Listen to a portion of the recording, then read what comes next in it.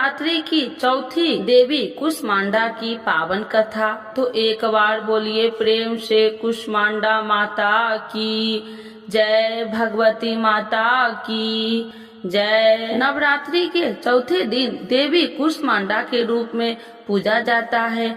अपनी मंद हल्की हंसी के द्वारा अंड यानी ब्रह्मांड को उत्पन्न करने के कारण इस देवी को कुष्मांडा नाम से अभिहित किया गया है। जब सृष्टि नहीं थी, चारों तरफ अंधकार ही अंधकार था, तब इसी देवी ने अपने इष्ट हस्त से ब्रह्मांड की रचना की थी। इसीलिए इसे सृष्टि की आदि स्वरूपा या आदि शक्ति कहा गया है।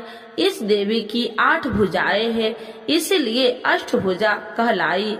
इनके 7 हाथों में क्रमशः कमंडल, धनुष, बाण, कमल, पुष्प, अमृत पूर्ण कलश, चक्र तथा गदा है। 8वें हाथ में सभी सिद्धियों और निधियों को देने वाला जपमाला है। इस देवी का वाहन सिंह है और इन्हें कुम्हरे की बलि प्रिय है। संस्कृत में कुम्हरे को कुष्मांड कहते हैं, इसीलिए इस देवी को कुष्मांडा। इस देवी का वास सूर्य मंडल के भीतर लोक में है। सूर्य लोक में रहने की शक्ति क्षमता केवल इन्हीं में है, इसीलिए इनके शरीर की कांति और प्रभाव सूर्य की भांति ही दैदीप्यमान है। इनके ही तेज से 10 दिशाओं अलौकित है। ब्रह्मांड की सभी वस्तुओं को प्राणियों में इन्हीं का तेज व्याप्त है। अचंचल और पवित्र मन से नवरात्रि के चौथे दिन इस देवी की पूजा आराधना करना चाहिए। इससे भक्तों के रोग और शोक का नाश होता है तथा इसे आयु, यश, बल और आरोग्य प्राप्त होता है। ये देवी अत्यंत सेवा और भक्ति से ही प्रसन्न होकर आशीर्वाद देती है। सच्चे मन से पूजा करने वाले को सुगमता की परम पद प्राप्त होता है। विधि विधान से पूजा करने पर भक्त को कम समय में ही कृपा का सूक्ष्म भाव अनुभव होने लगता है। ये देवी आधियों व्याधियों से मुक्त करती है और उसे सुख, समृद्धि और उन्नति प्रदान करती है। अंततः इस देवी की उपासना से भक्तों को सदैव तत्पर रहना चाहिए। तो एक बार बोलिए प्रेम से कुष्मांडा माता की जय, भगवती माता की जय।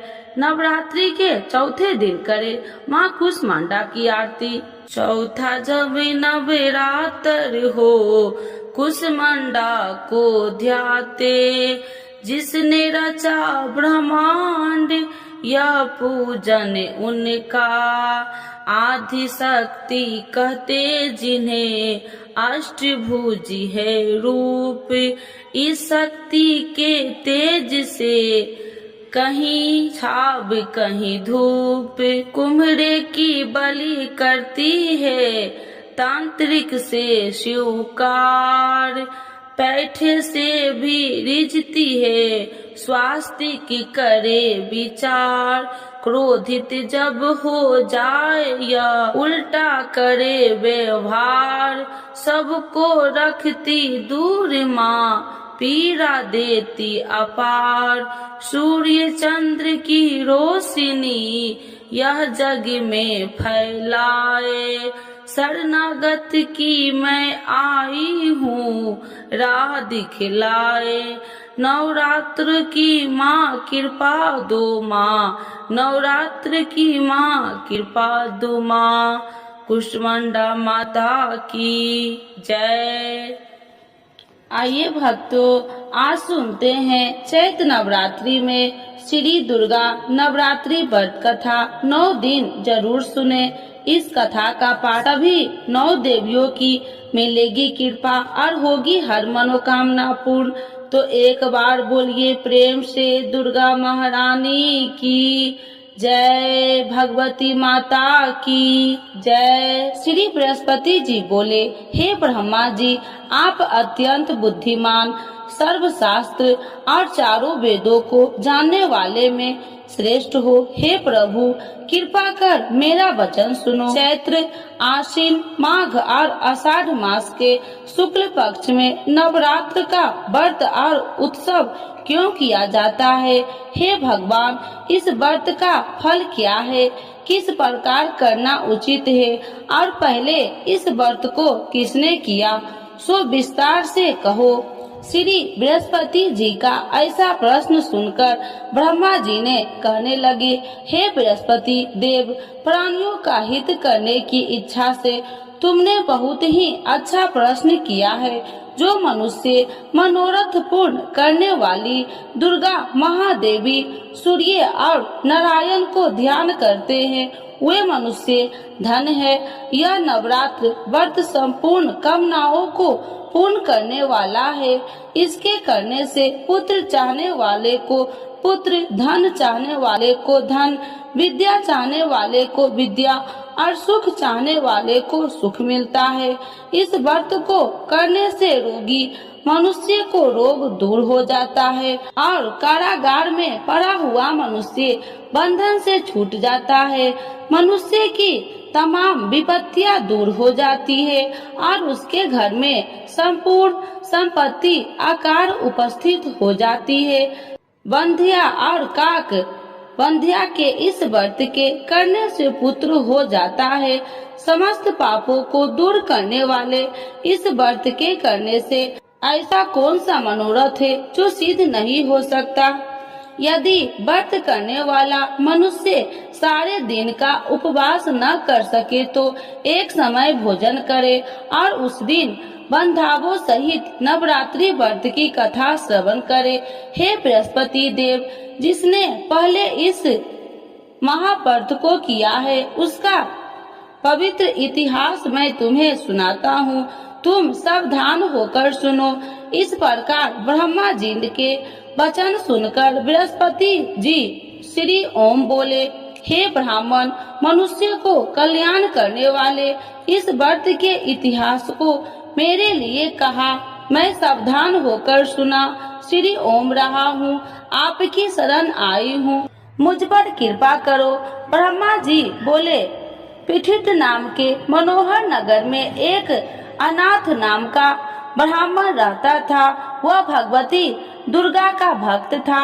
उसके संपूर्ण सत्गुणों से युक्त मानो ब्रह्मा की सबसे पहली रचना हो ऐसी अर्थात नाम वाली सुमित नाम की एक अत्यंत सुंदर कन्या पैदा हुई। वह कन्या सुमित अपने घर के बाल कपन में अपनी सहेलिया के साथ कीड़ा करती हुई इस प्रकार बढ़ने लगी, जैसे शुक्ल पक्ष में चंद्रमा की कला बढ़ती है। उसका पिता प्रतिदिन दुर्गा की पूजा और होम किया करता था। उस समय वह भी नियम से वहाँ उपस्थित होती थी।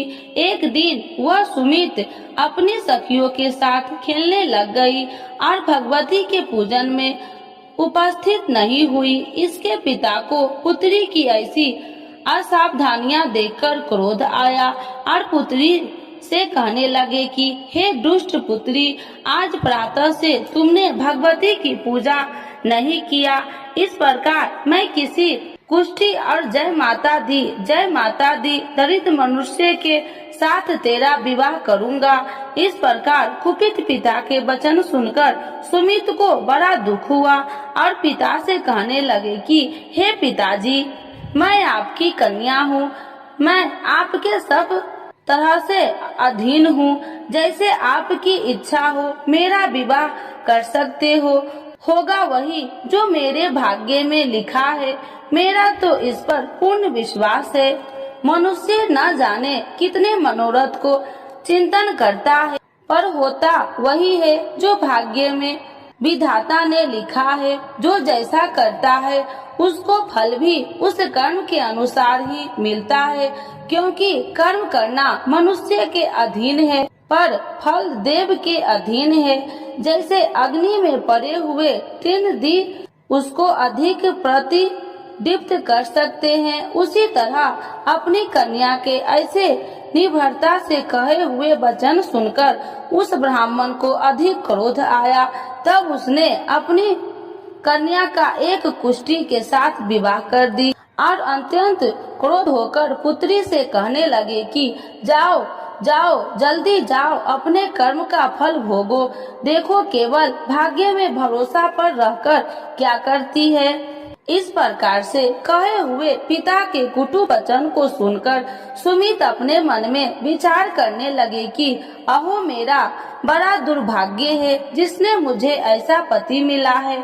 इस तरह अपने दुख का विचार करते हुए वह सुमित अपने पति के साथ वन चली गई और भयानक वन में कुशा युक्त उस स्थान पर उन्होंने वह रात बड़े कष्ट से व्यतीत की। उस गरीब बालिका की ऐसा दशा देखकर भगवती पूर्व पुण्य के प्रभाव से प्रकट होकर सुमित से कहने लगे कि हे ब्राह्मणी, मैं तुम पर प्रसन्न हूँ, तुम जो चाहो वरदान मांग सकती हो।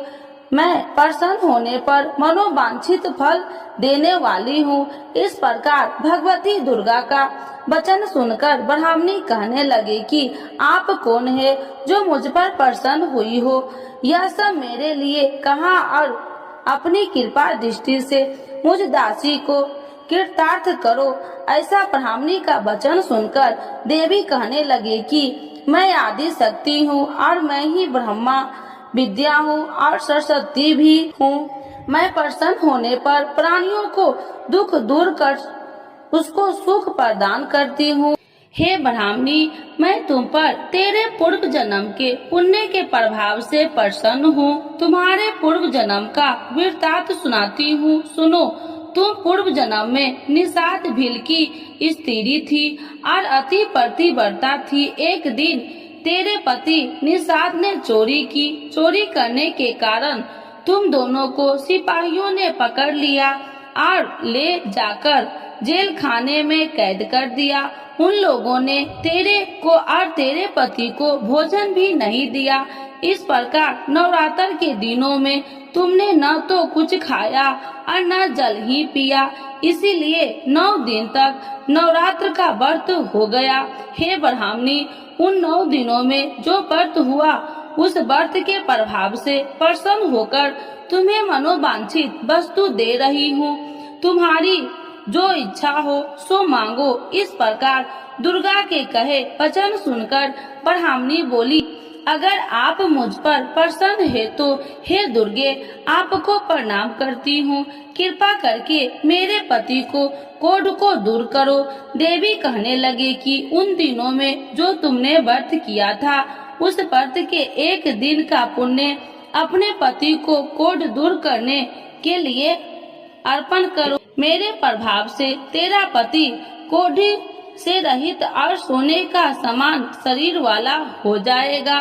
ब्रह्मा जी बोले। इस प्रकार देवी का वचन सुनकर वह ब्राह्मणी बहुत प्रसन्न हुई और पति को निरोग करने की इच्छा से ठीक है ऐसी बोली।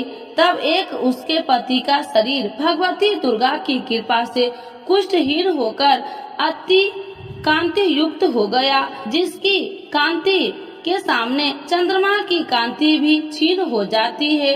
वह ब्राह्मणी पति की मनोहर देह को देखकर देवी को अति पराक्रमी वाली समझकर स्तुति करने लगी। हे दुर्गे, आप दुर्गत को दूर करने वाली, तीनों जगत को सनातप हरने वाली, समस्त दुखों को दूर करने वाली, रोगी मनुष्य को निरोग करने वाली, प्रसन्न होने पर मनोवांछित वस्तु को देने वाली और दुष्ट मनुष्य को नाश करने वाली हो। तुम ही सारे जगत की माता और पिता हो। हे अम्बे, मुझ अपराध रहित अबला की मेरे पिता ने कुष्ठ के साथ विवाह कर मुझे घर से निकाल दिया। उसकी निकाली हुई मैं पृथ्वी पर घूमने लगी। आपने ही मेरा इस आपत्ति रूपी समुद्र से उद्धार किया है। हे देवी, आपको प्रणाम करती हूँ, मुझ दिन की रक्षा करो।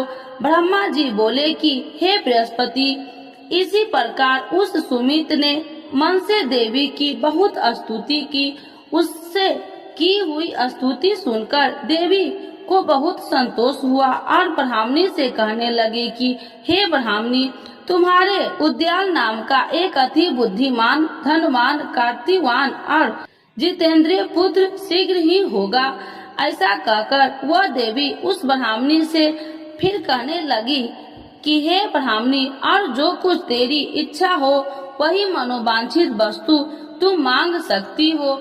ऐसा भगवती दुर्गा का वचन सुनकर सुमित बोली कि हे भगवती दुर्गे, अगर आप मेरे पर प्रसन्न है तो कृपा कर मुझे नवरात्रि विधि बताइए। हे दयावती, जिस विधि से नवरात्र व्रत करने से आप प्रसन्न होते हैं, उस विधि और उसके फल को मेरे लिए विस्तार से वर्णन करें। उस प्रकार ब्राह्मणी के वचन सुनकर दुर्गा कहने लगी कि हे ब्राह्मणी, मैं तुम्हारे लिए संपूर्ण पापों को दूर करने वाली नवरात्र व्रत विधि को बतलाती हूँ, जिसको सुनने से तमाम पापों से छुटकारा, मोक्ष की प्राप्ति हो जाती है। आश्विन मास के शुक्ल पक्ष की प्रतिपदा से लेकर 9 दिन तक विधि पूर्वक व्रत करे। यदि दिन भर का व्रत न कर सके तो एक समय का भोजन करे। पढ़े लिखे ब्राह्मणों से पूछकर घट स्थापना करे और वाटिका बनाकर उसको प्रतिदिन जल से सींचे। महाकाली, महालक्ष्मी और महासरस्वती की मूर्तियां बनाकर उसकी नित्य विधि सहित पूजा करे और पुरुषों से विधि पूर्वक अर्घ्य दे। बिजोड़ा के फूल से अर्घ्य देने से रूप की प्राप्ति होती है। जय फल से कीर्ति, दाख से कार्य की सिद्धि होती है। आंवले से सुख और केले के भूषण की प्राप्ति होती है। इस प्रकार फलों से अर्घ्य देकर यथा विधि हवन करे। खंड, घी, गेहूं, शहद और तिल, बिल्व, नारियल, दाख और कदम, इनसे हवन करे। गेहूं होम करने से लक्ष्मी की प्राप्ति होती है। खीर व चंपा के पुष्प से धन और रत्नों से तेज और सुख की प्राप्ति होती है। आंवलों से कीर्ति और केले से पुत्र हो। कमल से राज, सम्मान और दुखों से सुख संपत्ति की प्राप्ति होती है। व्रत करने वाला मनुष्य इस विधान से होम कर आचार्य को अत्यंत नम्रता के साथ प्रणाम करे और यज्ञ की सिद्धि के लिए उसे दक्षिणा दे। इस महाव्रत को पहले बताई हुई विधि के अनुसार जो कोई करता है उसके सब मनोरथ सिद्ध हो जाते हैं। इसमें तनिक भी संशय नहीं है। इन 9 दिनों में जो कुछ दान आदि किया जाता है उसका करोड़ों गुना फल मिलता है। इस नवरात्रि के व्रत से अश्वमेध यज्ञ का फल मिलता है। हे ब्राह्मणी, इस संपूर्ण कामनाओं को पूर्ण करने वाले उत्तम व्रत को तीर्थ, मंदिर अथवा घर में ही विधि के अनुसार करे। ब्रह्मा जी बोले कि हे बृहस्पति देव, इस प्रकार ब्राह्मणी को व्रत की विधि और फल बताकर देवी अंतर ध्यान हो गई।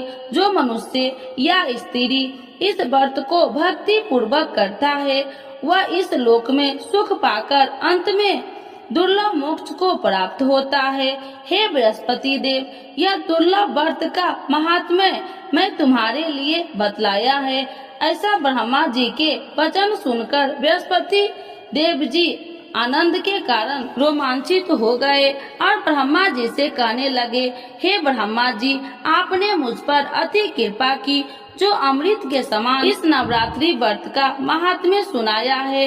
हे प्रभु, आपके बिना और कोई इस महात्म्य को सुन सकता है। ऐसा बृहस्पति जी के वचन सुनकर ब्रह्मा जी बोले कि हे बृहस्पति देव, तुमने सब प्राणियों का हित करने वाले इस व्रत अलौकिक व्रत को पूछा है, इसीलिए तुम धन्य हो। यह भगवती शक्ति संपूर्ण लोकों को पालन करने वाली है। इस महादेवी के प्रभाव को कौन नहीं जान सकता है। तो एक बार बोलिए प्रेम से दुर्गा महारानी की जय, नव दुर्गा माता की जय, भगवती माता की जय।